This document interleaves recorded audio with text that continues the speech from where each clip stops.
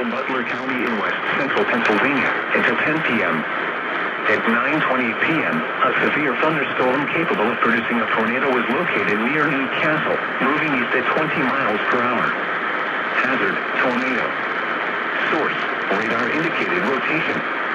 Impact, flying debris will be dangerous to those caught without shelter. Mobile homes will be damaged or destroyed. Damage to roofs, windows, and vehicles will occur.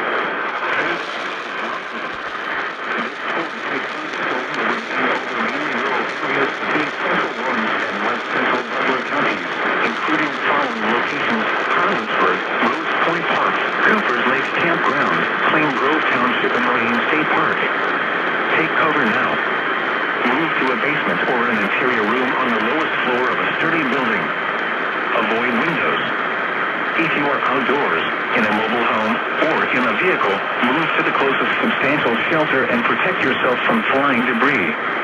Please report severe weather by calling 412-262-1988, posting to the National Weather Service Pittsburgh Facebook page, or using Twitter at NWS Pittsburgh. Repeating, a tornado warning has been issued until 10 p.m. for the following counties in Pennsylvania: